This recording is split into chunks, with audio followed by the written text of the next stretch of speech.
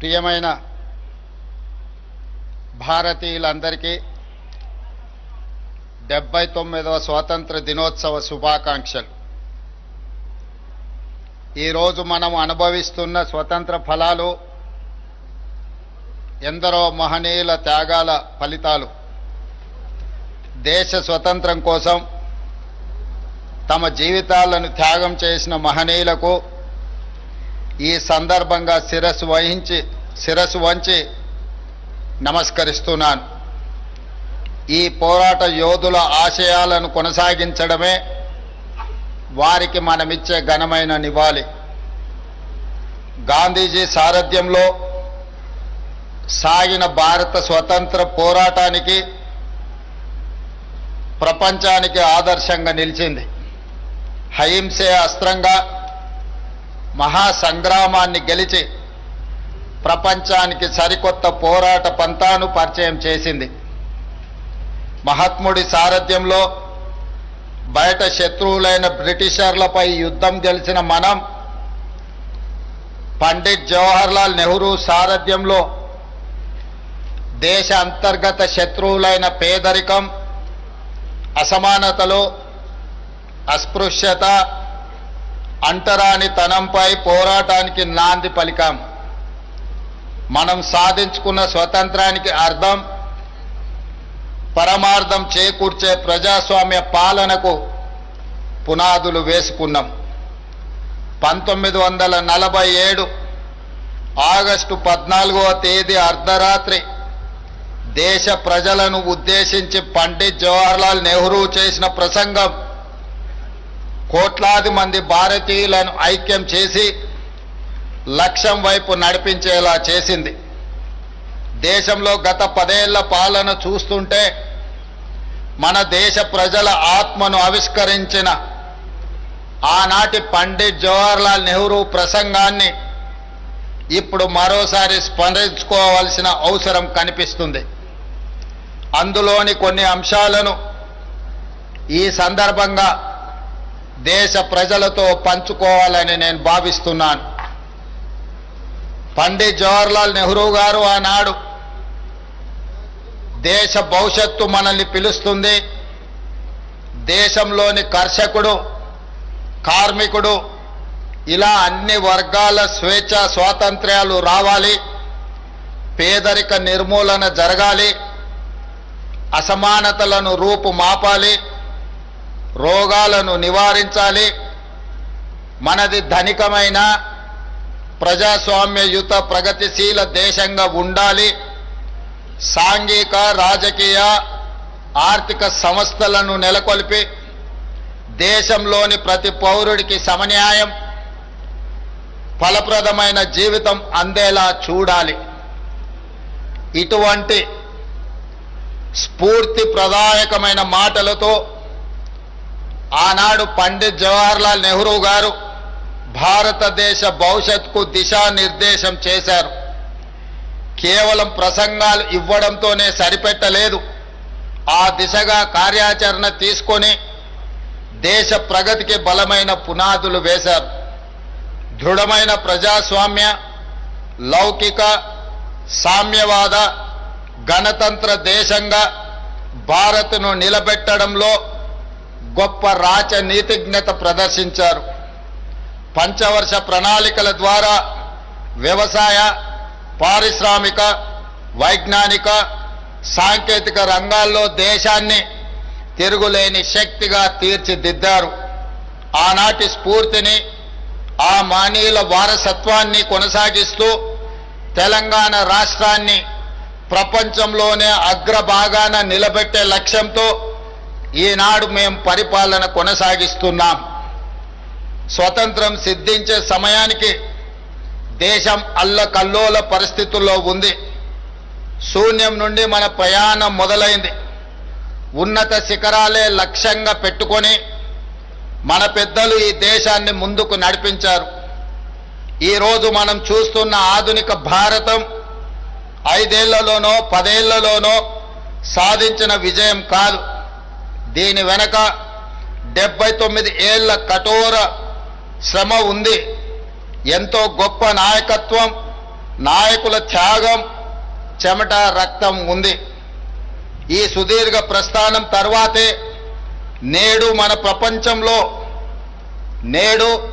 మనం ప్రపంచంలో మూడో అతిపెద్ద ఆర్థిక వ్యవస్థగా అవతరించబోతున్నాం. ఈ విజయ ప్రస్థానంలో భాగస్వాములైన ప్రతి ఒక్కరికి మనం ఎంతో రుణపడి ఉంటాం.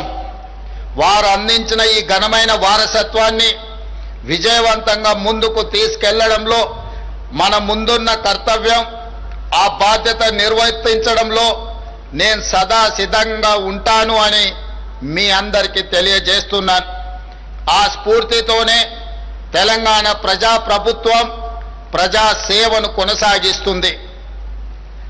2023 డిసెంబర్ 7న మేము బాధ్యతలు స్వీకరించగానే రాష్ట్రంలో ప్రజాస్వామ్యాన్ని పునరుద్ధరించాం. ప్రజలు, ఉద్యమకారులు, అమరవీరుల ఆకాంక్షలు, ఆశయాలకు అనుగుణంగా విధి విధానాలను తీసుకున్నాం. రైతులు, మహిళలు, యువత భవిష్యత్తుకు పెద్ద పీట వేశాం. సామాజిక తెలంగాణ ఆవిష్కరణకు చారిత్రాత్మకమైన నిర్ణయాలు తీసుకున్నాం. కుల గణనతో బలహీన వర్గాల 100 ఏళ్ల కలను నిజం చేశాం. ఎస్సీ వర్గీకరణతో దశాబ్దాల నిరీక్షణకు తెరదించాం. ఇవి గొప్ప నిర్ణయాలే కాదు, అత్యంత సాహసోపేత నిర్ణయాలని మీ అందరికీ తెలియజేయడానికి సంతోషిస్తున్నాను. ఒకవైపు ప్రపంచ నగరాలతో పోటీ పడే లక్ష్యాలను నిర్దేశించుకొని, మరోవైపు పేదల ఆకాంక్షలు తీర్చే సంక్షేమ ఫలాలు అందిస్తూ ద్విముఖ విధానంతో మా ప్రభుత్వం పాలన కొనసాగిస్తుంది. మా ఆలోచనలలో స్పష్టత ఉంది, అమలులో పారదర్శకత ఉంది. అందరినీ కలుపుకొని అద్భుతాలు సృష్టించే సమ్మిళిత అభివృద్ధి విధానాన్ని మేము ఎంచుకున్నాం. పాలనలో పారదర్శకత, అభివృద్ధిలో ఆధునికత, సంక్షేమంలో సరికొత్త చరిత్రను రాస్తూ తెలంగాణను 20 నెలల కాలంలోనే దేశానికి రోల్ మోడల్గా నిలబెట్టాం. సంక్షేమానికి కేర్ ఆఫ్ కాంగ్రెస్ పరిపాలన, దీనికి చరిత్రే సాక్ష్యం. పేదలకు అందుబాటు ధరల్లో నిత్యావసర వస్తువులను అందించే ఉద్దేశంతో 1957లోనే ప్రజా పంపిణీ వ్యవస్థను ప్రారంభించి ఆనాటి ప్రభుత్వం పేదలకు న్యాయం చేసింది. 70 ఏళ్లుగా పీడీఎస్ వ్యవస్థ పేద ప్రజల ఆహార భద్రతకు భరోసా ఇస్తూ వస్తుంది. అదే స్ఫూర్తితో ప్రజా ప్రభుత్వం ఉగాది నుండి సన్న బియ్యం పంపిణీని ప్రారంభించింది. 13,000 కోట్ల రూపాయల వ్యయంతో 3,10,00,000 తెలంగాణ బిడ్డలకు సన్న బియ్యం అందిస్తున్నాము. ఈరోజు ధనికులతో సమానంగా పేదవారు సన్న బియ్యంతో భోజనం చేస్తున్నారు అంటే ఇది ప్రజాపాలన సాధించిన విజయం. ఇది కేవలం ఆకలి తీర్చే పథకం కాదు, ఆత్మ గౌరవాన్ని చాటి చెప్పే పథకం. పేదల ఇంటికి వెళ్ళి భోజనం చేసి ఈ పథకం అమలు తీరును నేను స్వయంగా పర్యవేక్షించాను. ఆ రోజు వారి కళ్ళల్లో కనిపించిన ఆనందం, ఆత్మ గౌరవం నాకు శాశ్వతంగా గుర్తుండిపోతుంది. రేషన్ కార్డు ప్రజల ఆత్మ గౌరవానికి మరో ప్రతీక, ఒక భరోసా, ఒక భావోద్వేగం. ఆ భరోసా కోసం రాష్ట్ర ప్రజలు 10 ఏళ్లు కళ్ళు కాయలు కాచేలా ఎదురు చూశారు. ప్రజా ప్రభుత్వం వచ్చాకే ఆ ఎదురు చూపులకు శాశ్వత పరిష్కారము చూపించడం జరిగింది. ఈ ఏడాది జూలై 14 నుంచి రాష్ట్ర వ్యాప్తంగా నూతన రేషన్ కార్డుల పంపిణీని ప్రారంభించాం. 10 ఏళ్ల తర్వాత చేతిలో రేషన్ కార్డుతో రేషన్ షాపుల ముందు సందడి కనిపిస్తుంది. పాడుబడి మూతబడిన రేషన్ షాపుల తలుపులు మళ్ళీ తెరుచుకున్నాయి. పేదవాడి ఆశలు, ఆకలి తీర్చే భరోసా కేంద్రంగా నేడు గ్రామాల్లో రేషన్ షాపులు పూర్వ వైభవాన్ని సంతరించుకున్నాయి. ఇది మేము తెచ్చిన ప్రజాపాలనలో మార్పు.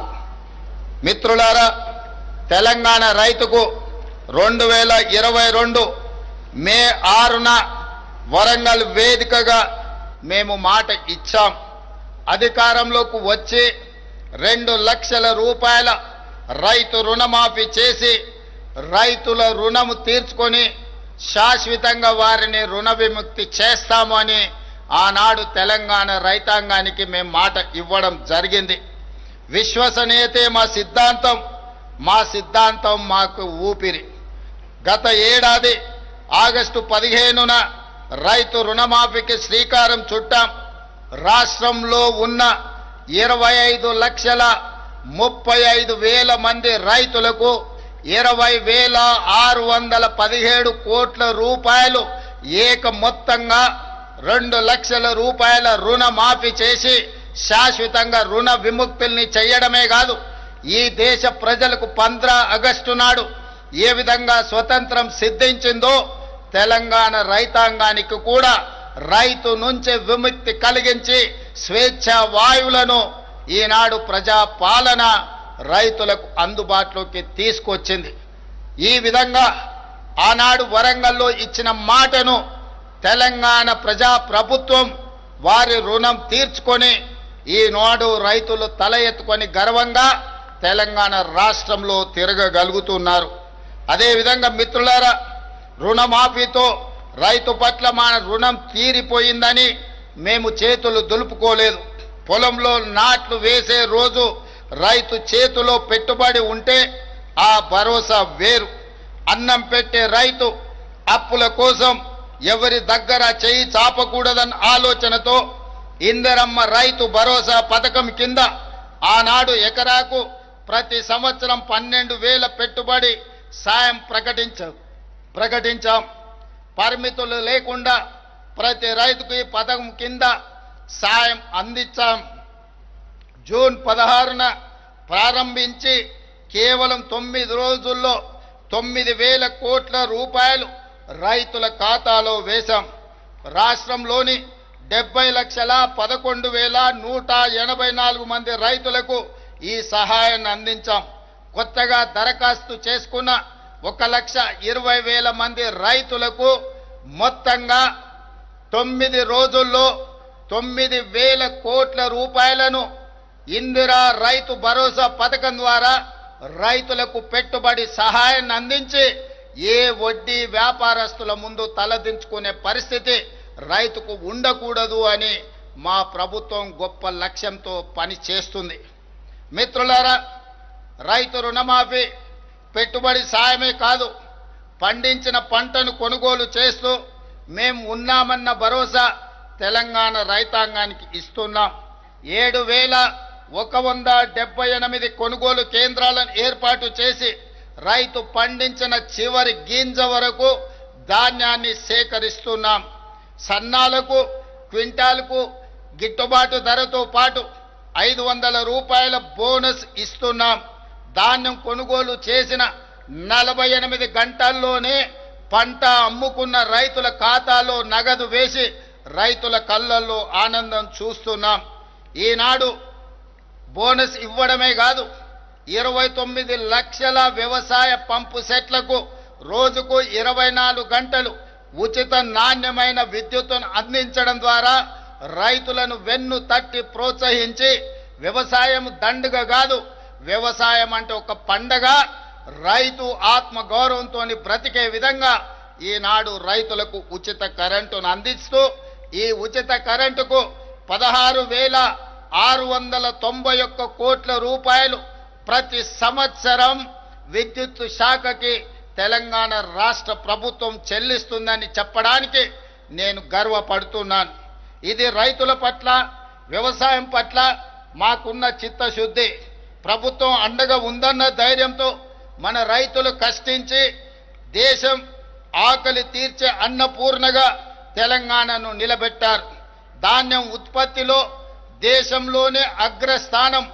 అంటే వరి ఉత్పత్తిలో ఒక సంవత్సరం 2,85,00,000 మెట్రిక్ టన్నుల వరి ధాన్యాన్ని ఉత్పత్తి చేసి దేశంలోనే మొట్టమొదటి రాష్ట్రంగా తెలంగాణ నిలబడ్డది. కాళేశ్వరం నుంచి చుక్క నీరు రాకపోయినా తెలంగాణ ప్రాంతంలో ఆనాటి ప్రభుత్వాలు కట్టిన శ్రీరామ్ సాగర్, శ్రీశైలం, నాగార్జున సాగర్, జూరాల, అదే విధంగా కోయిల్ సాగర్ ఇలాంటి ప్రాజెక్టుల నేపథ్యంలో తెలంగాణలోనే అత్యధికంగా వరి ధాన్యాన్ని ఉత్పత్తి చేసి దేశంలోనే మొదటి స్థానంలో నిలబడ్డాం. ఇంత గొప్ప విజయాన్ని తెలంగాణ రైతాంగం ఈరోజు మన దేశానికే ఆదర్శంగా నిలబడ్డారు. తెలంగాణ రైతాంగాన్ని ఈరోజు నేను మనస్ఫూర్తిగా అభినందిస్తున్నాను. మిత్రులారా, మా ప్రభుత్వం ఏర్పడిన తర్వాత రాష్ట్ర వ్యవసాయ చరిత్రను తిరగరాసి అన్నదాతల సంక్షేమానికి 1,13,000 కోట్ల రూపాయలను ఈ 20 నెలల పరిపాలనలో రైతులకు అందించడం జరిగింది. ఇది దేశంలోనే రైతులకు అందించిన అతిపెద్ద సహాయం. ఈ సహాయాన్ని అందించే అవకాశం కల్పించినందుకు తెలంగాణ ప్రజలకు నా కృతజ్ఞతలు తెలియజేస్తున్నా. మిత్రులారా, 10 ఏళ్ల తర్వాత పేదల సొంత ఇంటి కలలకు మళ్ళీ రెక్కలు తొడిగాం. ఆనాడు తెలంగాణ ప్రాంతంలో లక్షలాది మంది గ్రామాలకు, లక్షలాది మంది పేదలకు గ్రామాలలో, తండాలలో, గూడాలలో, మారుమూల పల్లెల్లో ఇందిరమ్మ ఇండ్లను అందించి 2004 నుంచి 2014 వరకు లక్షలాది పేదల సొంత ఇంటి కలను నెరవేర్చాం. కానీ దురదృష్టవశాత్తు 2014 నుంచి 2024 వరకు ఈ తండాలలో, గూడాలలో, మారుమూల పల్లెల్లో పేదల సొంత ఇంటి కళ మసక బారిపోయింది. 10 సంవత్సరాలు ఎదురు చూసిన పేదలకు ఈనాడు సొంత ఇంటి కలను నెరవేర్చడానికి ఇందిరమ్మ ఇండ్ల పథకాన్ని తిరిగి ప్రారంభించి ప్రతి నియోజకవర్గానికి 3,500 ఇండ్లు, ఆ విధంగా దాదాపుగా 4,50,000 ఇండ్లను ఈనాడు పేదలకు అందుబాటులోకి తీసుకొచ్చి 22,500 కోట్ల రూపాయలతోని ఈనాడు ఇందిరమ్మ ఇళ్ల పనులను ప్రారంభించాం. ఈరోజు ఈ ఇంటికి పార్టీ అర్హత కాదు, పేదరికమే అర్హతగా పేదరికాన్ని రూపుమాపి ఆత్మగౌరవంతో ప్రజల సొంత ఇంటి కలను నెరవేర్చడానికి ఈరోజు నిలవైన లబ్ధిదారులను ఎంపిక చేసి పేదల సొంత ఇంటి కలను తీర్చే ప్రయత్నం మా ప్రభుత్వం చేస్తుంది. అందుకే ఇళ్ల కేటాయింపులో కోటాలు వాటాలు లేవు. ఇళ్ల కోసం కమిషన్లు ఇచ్చే కర్మ పేదలకు పట్టలేదు. నీకింత నాకింత దందాలు లేవు. ఎంపికకు పేదరికమే గీటురాయి. అడవులను నమ్ముకొని జీవించే చెంచులకు, ఆదివాసీలకు, మా లంబాడి సోదరులకు చరిత్రలో తొలిసారి ఇందిరమ్మ ఇల్లు ప్రత్యేకంగా కేటాయించాం. గతంలో ఏ ప్రభుత్వం వీళ్ళకు ప్రత్యేకమైన కోట ఇవ్వలేదు. కానీ ఈనాడు నల్లమల అటవీ ప్రాంతం నుంచి వచ్చిన ఈ బిడ్డ ఆదివాసీలు, గిరిజనులు, చెంచుల కష్టాలు తెలిసిన వాడిగా ఈరోజు తెలంగాణలో ఐటీడీఏ ప్రాంతాలలో 22,016 ప్రత్యేకంగా ఇండ్లను, ఇందిరమ్మ ఇండ్లను ఈ గిరిజన ఆదివాసీ సోదరుల కేటాయించి ఆత్మగౌరవంతో తెలంగాణ రాష్ట్రంలో చెంచులు, ఆదివాసీలు, గిరిజనులు బ్రతకాలి అని ప్రత్యేకమైన కోటా ఇచ్చి ఈరోజు ఇందిరమ్మ రాజ్యంలో వాళ్ళని ఆదుకోవడం జరిగింది. ఇది జరుగుతున్నందుకు, ఇది చేపట్టే అవకాశం నాకు అందించినందుకు తెలంగాణ ప్రజలకు నా కృతజ్ఞత తెలియజేస్తున్నా. సామాజిక న్యాయం కాంగ్రెస్ డిఎన్ఏలోనే ఉంది. సామాజిక తెలంగాణ సాధనలో మనం దేశానికి దశ దిశ నిర్దేశం చేస్తున్నాం. స్థానిక సంస్థలలో, విద్యా ఉద్యోగాలలో బీసీలకు 42% రిజర్వేషన్లు కల్పించే బిల్లులను ఈ ఏడాది మార్చి 17న రాష్ట్ర శాసనసభ ఆమోదించింది. ఈ బిల్లులను ఆషామాషిగా రూపొందించలేదు. దాదాపు సంవత్సరం కాలం శాస్త్రీయమైన లోతైన కసరత్తు చేశాం. 160 కోట్లు వెచ్చించి 1,03,000 మంది శిక్షణ పొందిన ఎన్యూమరేటర్ల ద్వారా 50 రోజుల పాటు సమగ్ర కులగణను ఒక యజ్ఞంలా చేపట్టాం. గ్రామాల్లో 66,39,000 కుటుంబాలు, పట్టణాల్లో 45,15,000 కుటుంబాలను సర్వే చేశాం. మొత్తంగా 1,12,00,000 కుటుంబాలను సర్వే చేసి రాష్ట్రంలో 56.33% బలహీన వర్గాల జనాభాను లెక్క తేల్చడం జరిగింది. దీని ఆధారంగా వారికి 42% రిజర్వేషన్లు అమలు చేయాలని నిర్ణయించాం. రాష్ట్ర శాసన వ్యవస్థ ఆమోదించిన ఈ బిల్లులను రిజర్వేషన్లు అమలుకు సహకరించాలని కేంద్రానికి పంపాం. మన పంపిన బిల్లులపై సత్వరం నిర్ణయం చేయాల్సిందిగా కేంద్ర ప్రభుత్వాన్ని మరొకసారి గోల్కొండ కోట మీద నుంచి తెలంగాణ ప్రజల తరఫున డిమాండ్ చేస్తున్నాను. దేశంలోని ఎస్సీ వర్గీకరణ చేసిన మొదటి రాష్ట్రంగా తెలంగాణ నిలబడింది. మాదిగ సోదరుల గుండె చప్పుడు నాకు తెలుసు. ఒకనాడు వాళ్ళ కోసం శాసనసభలో కొట్లాడిన వాడిగా దశాబ్దాల కలను సాకారం చేసే సంకల్పం తీసుకున్నాను. దేశంలోని ఏ రాష్ట్రం చేయని నిర్ణయం మన ప్రభుత్వం చేసింది. సుప్రీంకోర్టు తీర్పునకు అనుగుణంగా రాష్ట్రంలోని ఎస్సీలలో ఉన్న 59 కులాలు ఉప కులాలను 3 గ్రూపులుగా విభజించి గ్రూప్ 1లో 15 కులాలను, గ్రూప్ 2లో 18 కులాలను, గ్రూప్ 3లో 26 కులాలను చేర్చాం.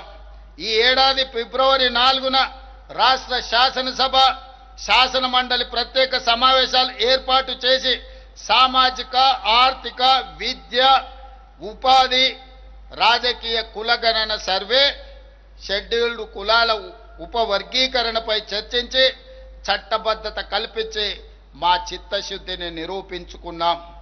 ఈ శుభ సందర్భాన్ని పురస్కరించుకొని ప్రతి ఏటా ఫిబ్రవరి 4 తారీఖును తెలంగాణ సోషల్ జస్టిస్ డేగా నడుపుకోవాలని, ఉత్సవాలను జరుపుకోవాలని తెలంగాణ ప్రభుత్వం నిర్ణయం తీసుకున్నదని మీకందరికీ తెలియజేయడానికి సంతోషిస్తున్నాను. మిత్రులారా, ఆరోగ్యశ్రీ పథకం ఇది కాంగ్రెస్ పార్టీ బ్రాండ్. మసకబారిన ఈ పథకానికి పూర్వ వైభవం తీసుకొచ్చాం. బాధ్యతలు స్వీకరించిన వెంటనే ఆరోగ్యశ్రీ పరిధిని 5 లక్షల నుండి 10 లక్షలకు పెంచాం. జబ్బుపడ్డ గరీబులకు ఇది మేమిచ్చిన భరోసా. ఆర్టీసీ ఉచిత బస్సు పథకం కారణంగా ఆడబిడ్డలు చిన్న ఆరోగ్య సమస్యల పరిష్కారం కోసం దగ్గరలోని ప్రభుత్వ ఆసుపత్రులకు వచ్చే సంఖ్య గణనీయంగా పెరిగిందని ఇటీవల సర్వేలు చెబుతున్నాయి. ఇందుకు మేము సంతోషం వ్యక్తం చేస్తున్నాం.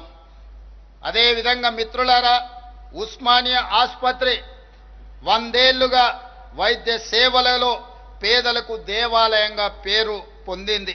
శిథిలావస్థలో ఉన్న ఈ వైద్య దేవాలయాన్ని తిరిగి పునరుద్ధరిస్తున్నాం. 27 ఎకరాల విస్తీర్ణంలో గోషామహల్ ప్రాంతంలో 2,700 కోట్ల రూపాయల వ్యయంతో నయా ఉస్మానియా ఆసుపత్రిని తెలంగాణ రాష్ట్రానికి అందించబోతున్నామని చెప్పి మనస్ఫూర్తిగా మీ అందరికీ తెలియజేస్తున్నాను. రాష్ట్రంలో అనేక చోట్ల వైద్య విద్యా కళాశాలను నిర్మిస్తున్నాం. ప్రజాప్రభుత్వం ఏర్పడిన తర్వాత వైద్య ఆరోగ్య రంగంపై 16,521 కోట్ల రూపాయలను ఇప్పటి వరకు వ్యయం చేశాం.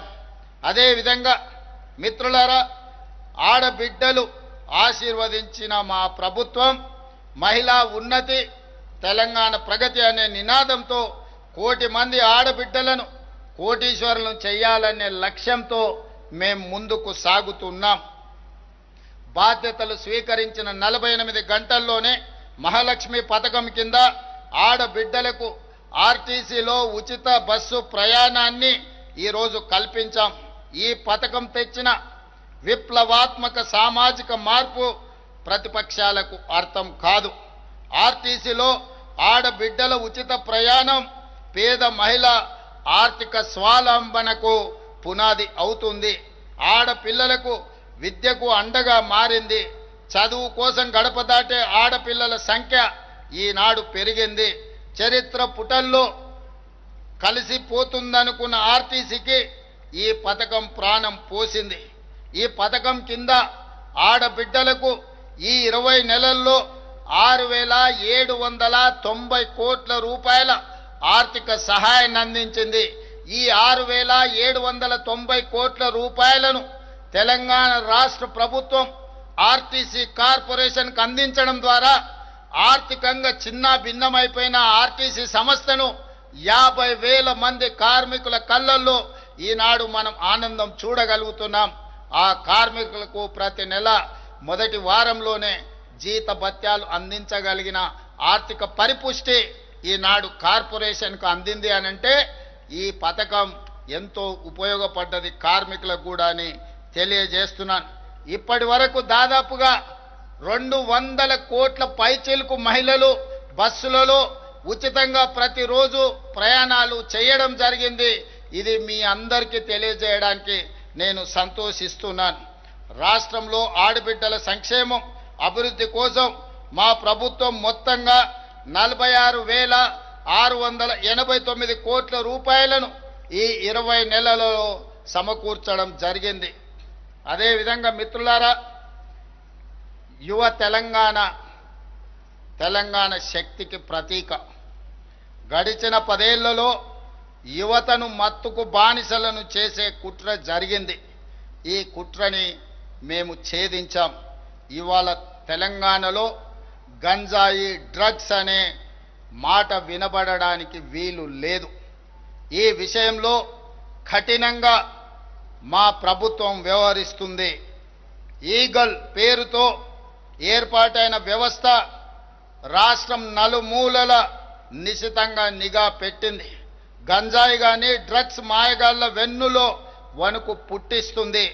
యువతను రక్షించుకుంటేనే తెలంగాణకు భవిత.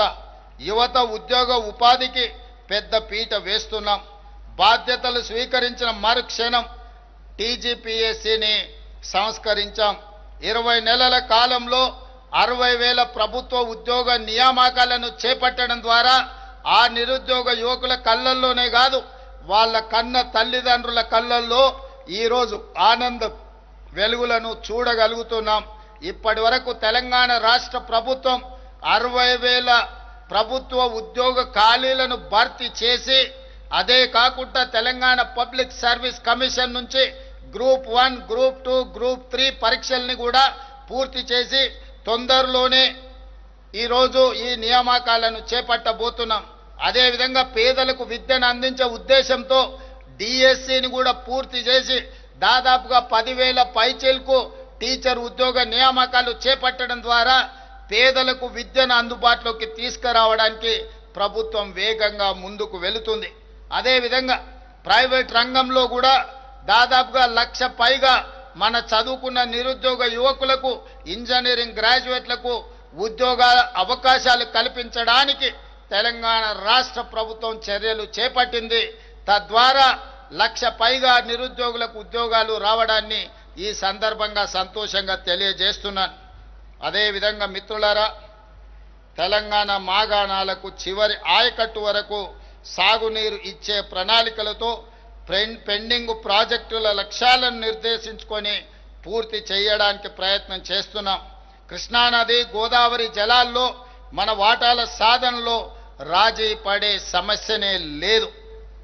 ఆనాటి నుంచి ఈనాటి వరకు తెలంగాణ ప్రజల పోరాటమే సాగునీరు, తాగునీరు సాధించడం.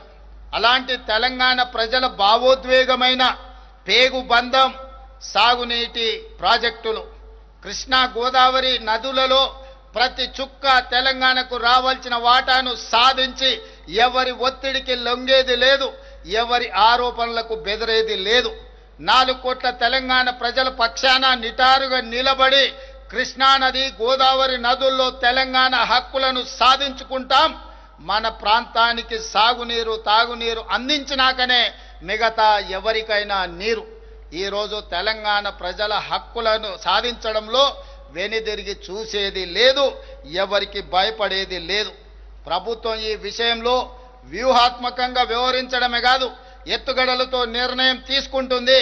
ఎవరు ఎత్తులేసినా ఆ ఎత్తులను చిత్తు చేసి, ఎవరు విష ప్రచారం చేసినా వాళ్ళను తిప్పుకొట్టే బాధ్యత 4 కోట్ల తెలంగాణ ప్రజలు తీసుకోవాలి. మీరు అందరూ ఈనాడు పండిత్ జవహర్లాల్ నెహ్రూ గారు నిర్మించిన నాగార్జున సాగర్, శ్రీశైలం, శ్రీరామ్ సాగర్ లాంటి ప్రాజెక్టులు ఆనాడు మొట్టమొదటి ప్రధానమంత్రి ఎడ్యుకేషన్ అండ్ ఇరిగేషన్ అనే విధానాన్ని తీసుకొని ఆ రోజుల్లోనే మొదటి ప్రధానమంత్రి మన ప్రాంతంలో సాగునీటి ప్రాజెక్టులను నిర్మించడం జరిగింది. ఈ రోజు ప్రపంచ దేశాలకు ఆదర్శంగా నిలబడ్డ ప్రాజెక్టులు ఏవైతే ఉన్నాయో నాగార్జున సాగర్, శ్రీశైలం, శ్రీరామ్ సాగర్ లాంటి ప్రాజెక్టులు కాంగ్రెస్ పాలనలో నిర్మించినాం. కానీ గత పాలకులు నిర్మించిన ప్రాజెక్టు 1,00,000 కోట్ల రూపాయలు ఖర్చు పెట్టిన ప్రాజెక్టు కట్టడం, కూలడం, 1,00,000 కోట్ల రూపాయలు గోదావరిలో కలవడం మన కళ్ళ ముందే జరిగిపోయింది.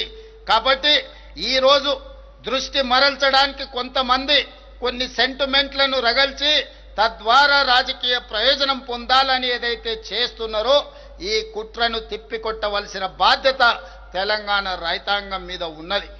ఆనాడు ఈ ప్రాజెక్టులు నిర్మించిన కాంగ్రెస్ ప్రభుత్వానికి పూర్తి బాధ్యత ఉన్నది, అవగాహన ఉన్నది, పరిపాలనలో అనుమతులు తెచ్చుకోవడానికి అవసరమైన ప్రణాళిక ఉన్నది. ఈ ప్రణాళికలను అన్నిటిని కూడా అమలు చేసే చిత్తశుద్ధి, ధైర్యము ఈ ప్రభుత్వానికి ఉన్నదని నేను తెలియజేయడానికి సంతోషిస్తున్నాను. ఎవరు ఎన్ని కుట్రలు చేసినా కుట్రలను ఛేదించుకొని గోదావరి నదీ జలాలలో రావాల్సిన వాటాను సాధిస్తాం. కృష్ణా నదీ జలాలలో పూర్తి చేయవలసిన ఎస్ఎల్బిసి, పాలమూరు, రంగారెడ్డి ఎత్తిపోతల పథకం లాంటి, డిండి లాంటి పథకాలను పూర్తి చేసి దేశానికే ఆదర్శంగా నిలబడే విధంగా తెలంగాణ రాష్ట్రంలో పరిపాలనను అందించి ఈ దేశానికే తెలంగాణ ఒక రోల్ మోడల్గా ఈ దేశంలో నెంబర్ 1 రాష్ట్రంగా తెలంగాణ రాష్ట్రాన్ని తీర్చిదిద్దే బాధ్యత ప్రజా ప్రభుత్వం తీసుకుంటుందని మీ అందరికీ తెలియజేస్తున్నాను మిత్రులారా.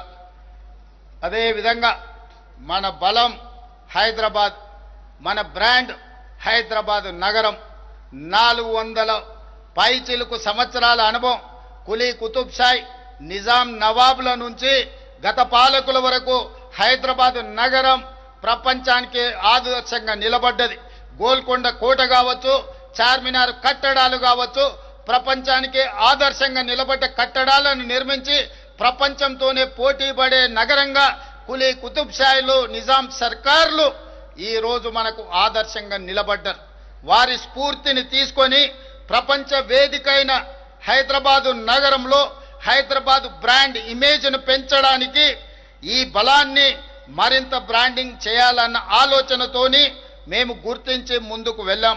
అందుకే పలు అంతర్జాతీయ ఈవెంట్లను హైదరాబాదులో నిర్వహించేలా నిర్ణయాలు తీసుకున్నాం.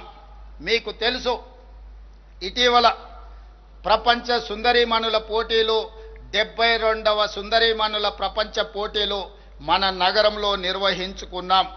ఇందులో 109 దేశాల నుంచి సుందరీమణులు పోటీలో పాల్గొనడమే కాదు, ప్రపంచంలో ఉండే పెట్టుబడిదారులందరూ కూడా ఈ కార్యక్రమంలో పాల్గొని తెలంగాణ ప్రజలు హైదరాబాదు నగరం అందించిన వచ్చిన అతిథులకు వారికి మనము చూపించిన వారసత్వ సంపద, అది పాలమూరు జిల్లాలో ఉన్న పిల్లల మర్రి కావచ్చు, వరంగల్లో ఉన్న 1000 స్తంభాల గుడి కావచ్చు, రామప్ప దేవాలయం కావచ్చు, గోల్కొండ కట్టడాలు కావచ్చు, అదేవిధంగా చార్మినారు దగ్గర ఉన్న చుడి బజారు కావచ్చు, ఫలక్నామా ప్యాలెస్ కావచ్చు, ఇలాంటి గొప్ప వారసత్వ సంపదలను ప్రపంచ పర్యాటకులను ఆకర్షించడానికి మన గొప్ప చారిత్రాత్మకమైన కట్టడాలను చూపించి వారు వాటిని చూసి ఆశ్చర్యచకితులు అయ్యిండ్రు.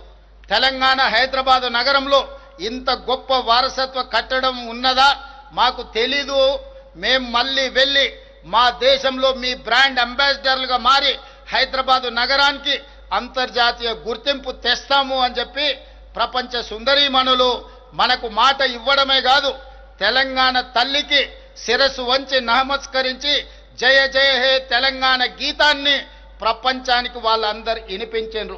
తెలంగాణ సంస్కృతిని, సాంప్రదాయాన్ని, తెలంగాణ పోరాట స్ఫూర్తిని, ఉద్యమకారుల యొక్క త్యాగాలను, అమరవీరుల యొక్క త్యాగాలను ప్రపంచానికి ఈ సందర్భంగా తెలియజేయడానికి అవకాశం కలిగింది. ఇదే కాదు, మనకు ఆర్టిఫిషియల్ ఇంటెలిజెన్స్ సదస్సులను నిర్వహించాం, ప్రపంచవ్యాప్తంగా పేరుగాంచిన సుమారు 2000 మంది ప్రతినిధులు ఈ సదస్సుకు హాజరయ్యారు. ఈ సందర్భంగా ఏఐ రోడ్ మ్యాప్ను విడుదల చేశాం.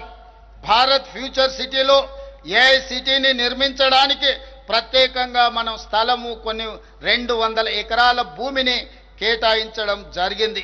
అదేవిధంగా మరొక ప్రతిష్టాత్మక సదస్సు గ్లోబల్ రైస్ సమ్మిట్ను కూడా మనం హైదరాబాదులో నిర్వహించుకున్నాం. తెలంగాణ బియ్యాన్ని ఇతర దేశాలకు ఎగుమతి చేయడానికి ఈరోజు ఇది దోహదం చేసింది. ఇది మీకు తెలియజేయడానికి నేను సంతోషపడుతున్నాను. మన ప్రభుత్వం నిర్వహించిన బయో ఏషియా సదస్సుకు 50 దేశాల నుంచి 3000 మంది ప్రతినిధులు హాజరు కావడం జరిగింది. ఈరోజు ప్రపంచ దేశంలో ఉత్పత్తి చేస్తున్న బల్క్ డ్రగ్స్ భారతదేశంలో 40% మన హైదరాబాదు నగరం నుంచే ఉత్పత్తి చేస్తున్నాం. మన కోవిడ్ మహమ్మారి వచ్చినప్పుడు ప్రతి 3 వ్యాక్సిన్లో ఒక వ్యాక్సిన్ మన నగరం నుంచి ఉత్పత్తి చేసి ఈరోజు ప్రపంచానికి ఫార్మా హబ్గా హైదరాబాదు నగరాన్ని తీర్చిదిద్దడమే కాకుండా ప్రపంచం కోవిడ్ మహమ్మారి బారిన పడుతున్నప్పుడు ప్రపంచాన్ని ఆదుకోవడానికి మన నగరంలో ఉన్న ఫార్మా కంపెనీలు ఈరోజు దేశానికి ఆదర్శంగా నిలబడ్డాయి. దీనికి పునాదులు వేసింది ఆనాటి కాంగ్రెస్ ప్రభుత్వం. 1965లోనే ఐడిపిఎల్ సంస్థని ఇక్కడ ప్రారంభించడంతో రీసెర్చ్లు చేయడమే కాదు, సైంటిస్టులను 100లాది మందిని అక్కడి నుంచి మనము గొప్ప సైంటిస్టులను తీర్చిదిద్దడంతో ఈరోజు తెలంగాణ రాష్ట్రం ఒక ఫార్మా హబ్గా ప్రపంచం గుర్తించడం జరిగింది. అలాంటి గొప్ప గ్లోబల్ సమ్మిట్ను కూడా మనమే ఇక్కడ నిర్వహించుకున్నాం. అదేవిధంగా గతంలో ఎన్నడూ లేని విధంగా అంతర్జాతీయ రాజకీయ సమ్మిట్ భారత్ సమ్మిట్ 2025ను మనం హైదరాబాదులో నిర్వహించాం. ఈ అన్ని వేదికల నుండి మన తెలంగాణ విజన్ను ప్రపంచ వ్యాప్తంగా పరిచయం చేశాం.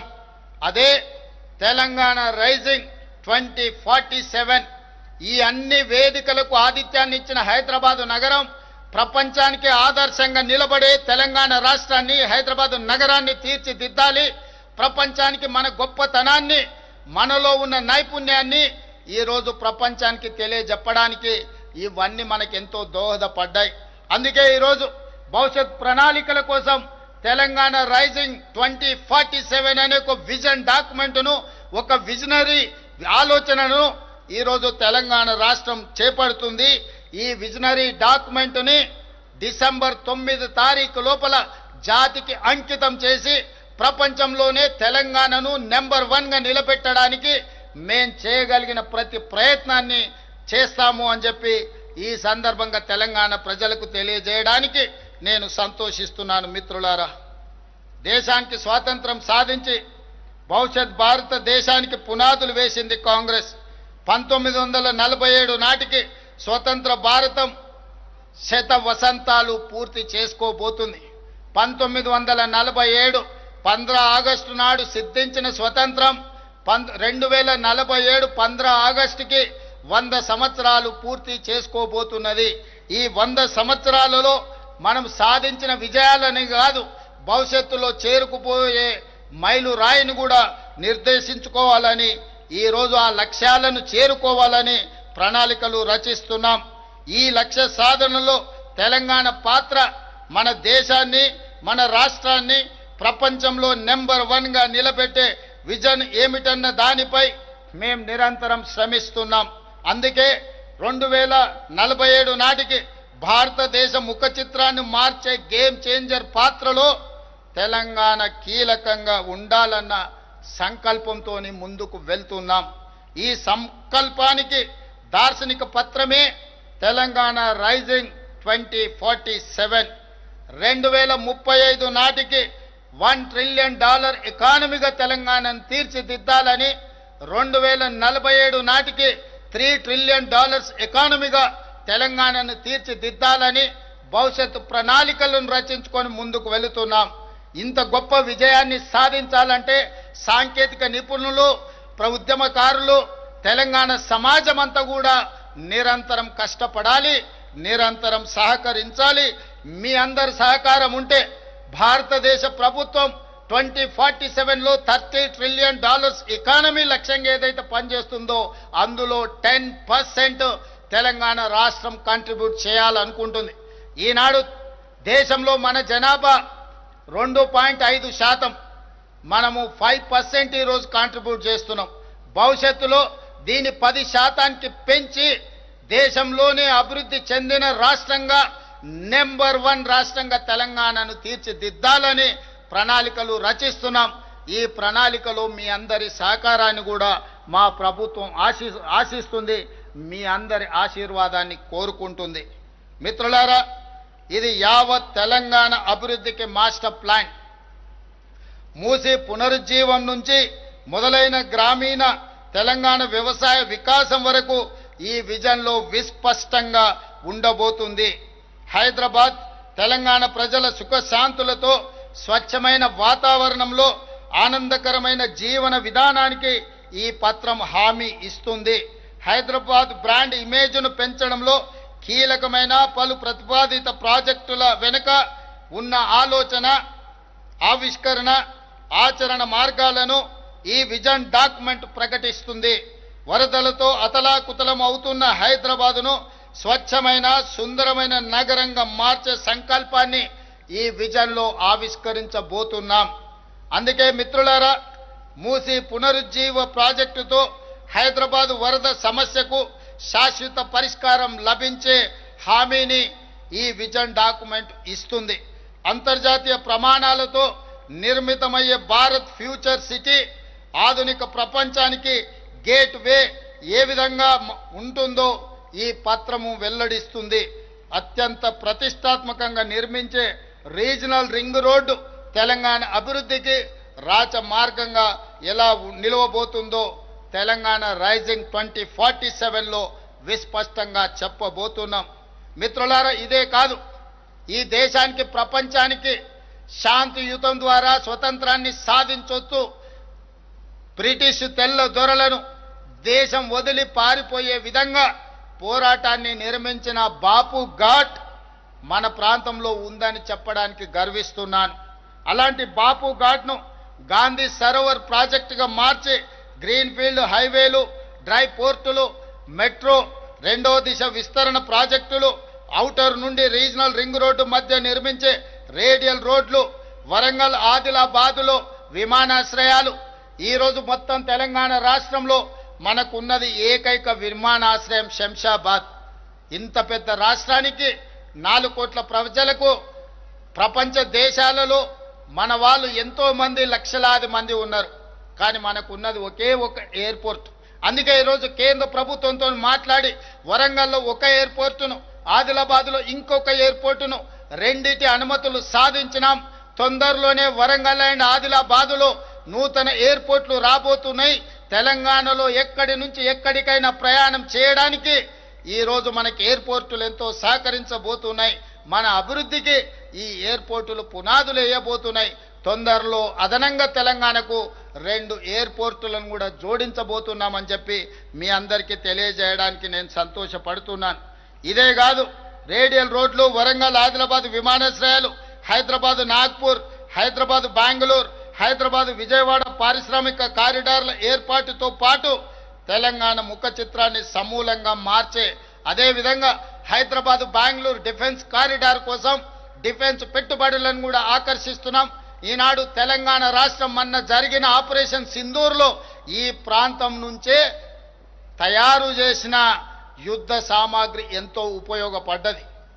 ఈరోజు డిఫెన్స్ కారిడార్ను ఈ ప్రాంతంలో హైదరాబాద్ బెంగళూరు హైవే ప్రాంతంలో ఏర్పాటు చేసి రేపటి భవిష్యత్తులో దేశ భద్రతలో తెలంగాణ ప్రాంతం కీలకమైన పాత్రను పోషించబోతుందని నేను మీకు తెలియజేయడానికి ఎంతో సంతోషిస్తున్నాను. హైదరాబాదును మిత్రులారా స్వచ్ఛమైన, శుభ్రమైన, సౌకర్యవంతమైన నగరంగా తీర్చిదిద్దాలని మా ప్రభుత్వం భావిస్తున్నది. ఆలోచన నుండి ఏర్పాటైనదే హైడ్రా వ్యవస్థ. మీ అందరికీ తెలుసు, 1908లో వచ్చిన భారీ వరదలు ఆనాడు వేలాది మంది ప్రాణాలను బలిగొన్నది. ఈ భాగ్య నగరాన్ని ఈ వరదలు ముంచెత్తుతే ఆనాటి నిజాం ప్రభువులు ఈ బాధను, ఈ ఉపద్రవాన్ని వారిని కలిచివేశాయి, కదిలించి వేశాయి. అందుకే నిజాం ప్రభుత్వం ఆనాడు మోక్షగుండం విశ్వేశ్వరయ్యను సాంకేతిక నిపుణుడిగా నియమించి ఈరోజు మూసీ ప్రాజెక్టు మీద ఉస్మాన్ సాగర్, హిమాయత్ సాగర్తో పాటు మిరాలం ట్యాంక్ లాంటి ప్రాజెక్టులను నిర్మించి వరదలను నియంత్రించి హైదరాబాదు నగరాన్ని కాపాడడమే కాదు, హైదరాబాదు నగరం యొక్క తాగునీటి దాహార్తిని తీర్చి గొప్ప పునాదులు ఆనాడు నిజాం సర్కార్ వేయడం జరిగింది. మరి ఈరోజు ఇప్పుడు వస్తున్న వరదలు మీరు చూస్తున్నారు. వర్షాలు, క్లౌడ్ బస్ట్ వల్ల నగరంలో వర్షాలు, ఈరోజు ఎక్కడైతే చెరువులు, నాలాలు మనం ఆక్రమించుకున్నామో అక్కడికి వెళ్లాల్సిన వరద నీరు ఈరోజు మన కాలనీలలోకి, మన ఇళ్లలోకి, మన రోడ్ల మీదకి వస్తున్నది. మరి ఈ ఉపద్రవాన్ని ఎదుర్కోవాల్సిన అవసరం లేదా? చెన్నై, బెంగళూరు నగరాలను, ముంబై నగరాలను మీరు అందరు చూసిండ్రు. ఈరోజు అతలాకుతలం అయిపోయినాయి. ఢిల్లీ నగరాన్ని చూసిండ్రు. దేశ రాజధాని కాలుష్యానికి లోనై పాఠశాలల నుంచి పార్లమెంట్ వరకు ఈరోజు సెలవులు ప్రకటించుకునే పరిస్థితి వచ్చింది. వాహనాలు రోడ్డు మీదకి రావాలంటే ఢిల్లీలో అనుమతులు తీసుకొని రోడ్ల మీదకి రావాలి. ఈరోజు పెద్ద నగరాలుగా పేరు పొందిన ఢిల్లీ కావచ్చు, ముంబై కావచ్చు, బెంగళూరు కావచ్చు, చెన్నై కావచ్చు, ఈ నగరాలు ఎదుర్కొంటున్న సమస్యల నుంచి తెలంగాణ రాష్ట్రం, హైదరాబాదు నగరం పాఠాలు నేర్చుకోవాల్సిన అవసరం ఉన్నది. అందుకే ఈరోజు అలాంటి సమస్యల నుంచి బయటికి రావాలి అంటే చెరువుల ఆక్రమణలు తొలగించాలి, నాలాల ఆక్రమణలను అడ్డు తొలగించుకోవాలి. ఇవాళ చెరువుల, నాలాలను కబ్జాల నుంచి విముక్తి చేస్తే ఈరోజు రోడ్ల మీద నిలుస్తున్న నీరు అక్కడికి వెళ్తుంది. తద్వారా ట్రాఫిక్ జామ్ల సమస్యను, హైదరాబాదు నగరాన్ని కాలుష్యం నుంచి కాపాడడానికి ఈరోజు మనకు అవకాశం ఉంటుంది. అందుకే హైడ్రా ఈరోజు అత్యంత ప్రజల సమస్యల పరిష్కారానికి ముందుకు వెళ్తుంది. వారి పనిని మనందరం కూడా ప్రోత్సహించాల్సిన అవసరం ఉంది. అదేవిధంగా మిత్రులారా, గత ప్రభుత్వంలో భూములు, చెరువులు, నాలాలు కబ్జాకు గురైతే మనకెందుకులే అన్న ఆలోచన, భావన ఉండేది. నమ్మకం కలిగించే వ్యవస్థ లేకపోవడంతో మనం మౌనంగా ఉండే వాళ్ళం. ఈ నేపథ్యంలో హైడ్రా నమ్మకాన్ని కలిగించింది. ఇటీవల ప్రత్యేక పోలీస్ స్టేషన్ కూడా ఏర్పాటు చేశాం. ఇప్పటి వరకు హైడ్రా 13 పార్కులు, 20 సరస్సులను ఆక్రమణల నుంచి రక్షించింది. అంబర్పేటలోని బతుకమ్మ కుంటను పునరుద్ధరించింది. 30,000 కోట్ల రూపాయల విలువైన ప్రభుత్వ భూములను కాపాడింది. ఈరోజు సామాన్య ప్రజలకు హైడ్రా ఒక నమ్మకాన్ని, విశ్వాసాన్ని కలిగించింది. అదేవిధంగా మిత్రులారా, రాజకీయ ప్రయోజనాల కోసం ప్రతిపక్షాలు కొంతమంది దీని ఒక బూచిగా చూపించి భయపెట్టే ప్రయత్నం చేస్తుండ్రు. వీటన్నిటిని కూడా ప్రజల్ని గమనించాల్సిందిగా నేను కోరుకుంటున్నాను. అందుకే ఈరోజు మనం మంచి పనులతో ముందుకు వెళ్ళాలి. మన నగరాన్ని గొప్ప అభివృద్ధి చెందిన నగరంగా మనం ముందుకు తీసుకెళ్లడానికి మీ సహకారాన్ని ఆశిస్తున్నాం. అదేవిధంగా మిత్రులారా, young India skills university, young India sports university, young India police school ఈరోజు నిరంతరం ప్రజలు ప్రశాంతంగా ఈరోజు నిద్రపోగలుగుతున్నారు గుండెల మీద చేతులు పెట్టుకొని అనంటే మన పోలీసులు అందిస్తున్న విశిష్ట సేవలు.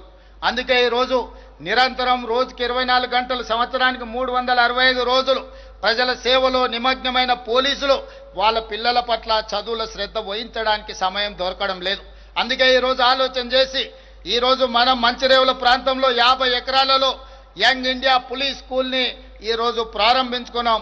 ప్రజల సేవలు అందిస్తున్న ఆ సిబ్బందికి వాళ్ళ పిల్లల కోసం నాణ్యమైన ప్రమాణాలతో కూడుకున్న విద్యను అందించాలని ఈరోజు ప్రత్యేకంగా వాళ్ళకు ఒక ప్లే స్కూల్ని, ఒక సైనిక్ స్కూల్ని ఎంత గర్వంగా సైనికులు చెప్పుకుంటారో పోలీసులు కూడా వాళ్ళ సిబ్బంది మాది పోలీస్ స్కూల్, మా పిల్లలు చదువుకున్నారు, ఐఏఎస్లు, ఐపీఎస్లు, డాక్టర్లు, లాయర్లు అని చెప్పుకునే విధంగా ఈరోజు ప్రారంభించడం జరిగింది. మనకున్న స్కిల్స్, మన దగ్గర ప్రతి సంవత్సరం 1,10,000 మంది ఇంజనీరింగ్ గ్రాడ్యుయేట్లు పాస్ అవుతున్నారు. ప్రపంచ దేశాలతో పోటీ పడే మనం వాళ్ళకి సర్టిఫికెట్ ఉంది కానీ స్కిల్స్ లేకపోవడం వల్ల పోటీ పడలేకపోతున్నారు. ఆ సమస్యను పరిష్కరించడానికి యంగ్ ఇండియా స్కిల్స్ యూనివర్సిటీని ప్రారంభించుకున్నాం. ఈ సాంకేతిక నైపుణ్యాన్ని పెంచడం ద్వారా ప్రపంచ దిగ్గజాలైన కంపెనీలలో లక్షలాది మన వాళ్ళ ఉద్యోగ అవకాశాల కోసం ఈరోజు మనం యంగ్ ఇండియా స్కిల్స్ యూనివర్సిటీని ప్రారంభించుకున్నాం. అదేవిధంగా యంగ్ ఇండియా స్పోర్ట్స్ యూనివర్సిటీ, మొన్న జరిగిన ఒలింపిక్స్లో మీరందరూ చూసిండ్రు. 140 కోట్ల జనాభా ఉన్న భారతదేశానికి ఒక్క గోల్డ్ మెడల్ కూడా రాలేదు. సౌత్ కొరియా ఒక చిన్న దేశం 32 మెడల్స్ సాధించడమే కాదు, ఒకే ఒక అమ్మాయి సౌత్ కొరియన్ స్పోర్ట్స్ యూనివర్సిటీలో 3 గోల్డ్ మెడల్స్ సాధించింది. నేను ఆ దేశ పర్యటనకి వెళ్ళినప్పుడు ఆ స్పోర్ట్స్ యూనివర్సిటీకి వెళ్తే ఆ అమ్మాయితో పరిచయం చేసిండ్రు వాళ్ళు మేనేజ్మెంట్. నాకు ఆశ్చర్యం కలిగింది. ఒక చిన్న దేశం 32 గోల్డ్ మెడల్స్ సాధిస్తే 140 కోట్ల జనాభా ఉన్న మనం ఒక్క మెడల్ కూడా సాధించలేదు. అందుకే ఆ స్ఫూర్తితో యంగ్ ఇండియా స్పోర్ట్స్ యూనివర్సిటీని తెలంగాణ ప్రారంభించుకోవడమే కాదు, సౌత్ కొరియన్ స్పోర్ట్స్ యూనివర్సిటీతో ఒక అవగాహన ఒప్పందాన్ని చేసుకొని ఈరోజు తెలంగాణలో ఉన్న గ్రామీణ ప్రాంతాలలో ఉన్న మట్టిలో మాణిక్యాలను వెలికి తీసి క్రీడాకారులను తయారు చేయాలని యంగ్ ఇండియా స్పోర్ట్స్ యూనివర్సిటీని ప్రారంభించుకున్నాం. రాబోయే రోజుల్లో కామన్వెల్త్ గేమ్స్ కానీ లేకపోతే ఖేలో ఇండియా లాంటి క్రీడల్ని తెలంగాణ రాష్ట్రంలో నిర్వహించాలని, భవిష్యత్తులో నిర్వహించబోయే ఒలింపిక్స్ క్రీడలను కూడా హైదరాబాదు నగరంలో నిర్వహించాలని ప్రధానమంత్రి గారికి విజ్ఞప్తి చేయడమే కాదు, భవిష్యత్తులో హైదరాబాదు నగరం తెలంగాణ రాష్ట్రం ఇందులో పోటీ పడుతుంది. క్రీడలకు కేర్ ఆఫ్ అడ్రస్గా తెలంగాణ రాష్ట్రాన్ని తీర్చిదిద్దాలని ఈరోజు మేము ప్రయత్నం చేస్తున్నాం. ఈ ప్రయత్నంలో కూడా మీ ఆశీర్వాదం ఉండాలి, మీరందరూ అండగా నిలబడాలి అని చెప్పి ఈరోజు మీ అందరికీ ఈ వేదిక మీద నుంచి విజ్ఞప్తి చేస్తున్నా. మిత్రులారా, ఎక్కడైనా పెట్టుబడులు రావాలంటే శాంతి భద్రతలు చాలా కీలకం. ఒక రాష్ట్ర ప్రగతిలో శాంతి భద్రతలు కీలకమైన పాత్రను పోషిస్తాయి. తెలంగాణ ఈరోజు అనేక అంతర్జాతీయ సదస్సులకు వేదికగా నిలిచి అత్యంత ప్రశాంత నగరంగా గుర్తింపు పొందుతున్నదంటే దానికి కారణం మన పోలీస్ వ్యవస్థ. వారికి నేను ప్రత్యేకంగా అభినందనలు తెలియజేస్తున్నాను. తెలంగాణ పోలీసులకు దేశంలోనే ది బెస్ట్ అనే పేరు ఉంది. ఇండియా జస్టిస్ రిపోర్ట్ 2025 ప్రకారం 1 కోటి కంటే ఎక్కువ జనాభా ఉన్న 18 రాష్ట్రాల పోలీసింగ్లో తెలంగాణ పోలీస్ శాఖ మొదటి స్థానంలో నిలవడం మనకు గర్వకారణం. అందుకే వారిని అభినందిస్తున్నా. 138 దేశాలు పాల్గొన్న వరల్డ్ పోలీస్ సమ్మిట్లో 2025లో డ్రగ్ కంట్రోల్ కేటగిరీలో మన హైదరాబాద్ నార్కోటిక్స్ ఎన్ఫోర్స్మెంట్ వింగ్ ప్రథమ బహుమతి అందుకోవడం మనకు గర్వకారణం. డ్రగ్స్ పై పోరు కోసం elite action group for drug law enforcement eagle గొప్పగా పనిచేస్తుంది. ఈరోజు గంజాయి కానీ డ్రగ్స్ కానీ ఇట్లాంటి వ్యసనాలకు లేదా వ్యసనాలను ప్రోత్సహించే వారి వెన్నులో వణుకు పుట్టించే విధంగా ఈరోజు ఈగల్ పనిచేస్తుంది. ఈగల్ ఏ మూలన ఎవరు వ్యసనపరులు ఉన్నా, వీటిని అమ్మకందారులు ఉన్నా వాళ్ళందరి వెన్ను విరిచే బాధ్యత తెలంగాణ రాష్ట్ర ప్రభుత్వం తీసుకుంటుందని తెలియజేయడానికి సంతోషపడుతున్నాను. మేము అధికారం చేపట్టే నాటికి గత పాలకులు మాకు వారసత్వంగా 8,21,651 కోట్ల రూపాయల అప్పులు మరియు బకాయిలు మిగిల్చి వెళ్లారు. దీనిలో 6,71,757 కోట్ల రూపాయల అప్పులు, అదేవిధంగా ఉద్యోగులు ఇతర పథకాలకు సంబంధించిన బకాయిలు 40,154 కోట్లు, ఎస్సీ ఎస్టీ సప్లైన్ సింగరేణి విద్యుత్ ఇతర విభాగాలకు చెల్లించాల్సిన బకాయిలు 1,09,740 కోట్లు. వారు చేసిన అప్పును తిరిగి చెల్లించడానికి ఇప్పటిదాకా అసలు రూపేణా 1,32,498 కోట్లు, వడ్డీలకు 88,178 కోట్ల రూపాయలు, మొత్తము కలిపి 2,20,676 కోట్ల రూపాయలను ఈ 20 నెలల్లో తెలంగాణ రాష్ట్ర ప్రభుత్వం చెల్లించింది. అంటే గత పాలకులు మనకు అందించిన 8,21,651 కోట్ల రూపాయల అప్పులను తిరిగి చెల్లించడానికి 20 నెలల్లో తెలంగాణ ప్రభుత్వం ప్రజాపాలన 2,20,676 కోట్లను చెల్లించడం జరిగింది. ఈ అప్పుల భారం లేకపోయినుంటే ఈ సొమ్మంతా పేదల సంక్షేమానికి తెలంగాణ అభివృద్ధికి ఉపయోగపడేది. కానీ ఈ భారాన్ని మోయక తప్పదు. అయినా ఓపికతో సమయస్ఫూర్తితో తెలంగాణ రాష్ట్ర ప్రభుత్వాన్ని నడిపిస్తున్నాము. మీ అందరి ఆశీర్వాదం ఉన్నందుకు నేను ధన్యవాదాలు తెలియజేస్తున్నాను. ఇంత ఆర్థిక భారం ఉన్నప్పటికీ శూన్యం నుంచి ఉన్నత శిఖరాల వైపు రాష్ట్రాన్ని తీసుకెళ్లేందుకు మేము కృషి చేస్తున్నాం. జాతిపిత గాంధీజీ నవభారత నిర్మాత పండిట్ జవహర్లాల్ నెహ్రూ, డాక్టర్ బాబాసాహెబ్ అంబేద్కర్ గారి స్ఫూర్తితో, ప్రజల ఆదరణతో మేము ముందుకు సాగుతున్నాం. ఈ సందర్భంగా ఒక అంశాన్ని మీ ముందు పెట్టదలుచుకున్నాను. మనసుంటే మార్గం ఉంటుంది. Where there is a will there is a way అనే సూక్తిని మనం నేను ముఖ్యంగా బలంగా విశ్వసిస్తాను. మాకు విల్ ఉంది, విజన్ ఉంది. తెలంగాణ రైజింగ్ 2047 మా విజన్ ద్వారా తెలంగాణ రాష్ట్రాన్ని ముందుకు తీసుకువెళ్తాం. ఆ విజన్ను నిజం చేసే మిషన్ ఈ ప్రభుత్వం. ప్రజలు అండతో, నిండైన గుండె ధైర్యంతో ప్రపంచ వేదికపై తెలంగాణను నెంబర్ 1గా నిలబెట్టడమే మా విజన్. ఈరోజు తెలంగాణ రాష్ట్రాన్ని ఈ దేశంలో మిగతా రాష్ట్రాలతోనే కాదు, ప్రపంచ నగరాలతో, ప్రపంచ దేశాలతో పోటీ పడాలని ఒక న్యూయార్క్నో, ఒక జపాన్నో, ఒక సింగపూర్నో, ఒక సౌత్ కొరియానో దృష్టిలో పెట్టుకొని ప్రపంచ దేశాలకే ఆదర్శంగా నిలబడే విధంగా తెలంగాణ రాష్ట్రాన్ని తీర్చిదిద్దడానికి నిరంతరం కృషి చేస్తున్నాం. మిత్రులారా, ఈ ప్రయత్నంలో మీ అందరి సహకారం కావాలి. మీ అందరి సహకారంతో కుట్రలను తిప్పి కొడతాం. రాష్ట్ర కేంద్ర ప్రభుత్వాల మధ్యలో సమన్వయం చేసుకొని రాష్ట్రానికి రావాల్సిన నిధులను, అనుమతులను సాధించుకొని బలమైన రాష్ట్రంగా తెలంగాణని పునరుద్ధరించి, పునర్నిర్మించి ప్రపంచానికి ఆదర్శంగా తీర్చిదిద్ది తెలంగాణ రాష్ట్రాన్ని ముందుకు తీసుకువెళ్తాం. తెలంగాణ అంటే ఈరోజు తెలంగాణ మీన్స్ బిజినెస్. తెలంగాణలో ఎవరైనా పెట్టుబడులు పెట్టొచ్చు. మీ పెట్టుబడులకు రక్షణనే కాదు, మీ పెట్టుబడులకు లాభము ఉంటుంది.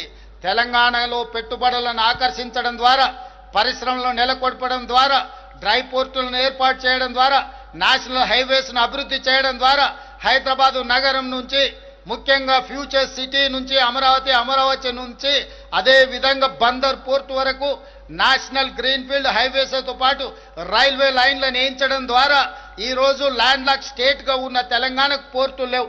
అందుకే బందర్ పోర్టుకి డెడికేటెడ్ నేషనల్ హైవేస్ కాకుండా రైల్వే లైన్లను కూడా సాధించడం ద్వారా, regional ring road, regional ring rail ద్వారా, రేడియల్ రోడ్ల ద్వారా, అంతర్జాతీయ ఎయిర్పోర్ట్ల ద్వారా తెలంగాణ రాష్ట్రాన్ని ఒక అద్భుతమైన రాష్ట్రంగా తీర్చిదిద్దడానికి ఈరోజు ప్రణాళికలు సిద్ధం చేస్తున్నాం. నిరంతరం కష్టపడుతున్నాం. మధ్యలో కొంతమంది అపోహలు సృష్టించిన తెలంగాణ ప్రజల ఆశీర్వాదంతో ఈ కుట్రలను ఛేదిస్తాం. ఈ 15 ఆగస్టును ఒక వేదికగా తీసుకొని మనందరం ఈరోజు ఒట్టేసి బయలుదేరుతాం.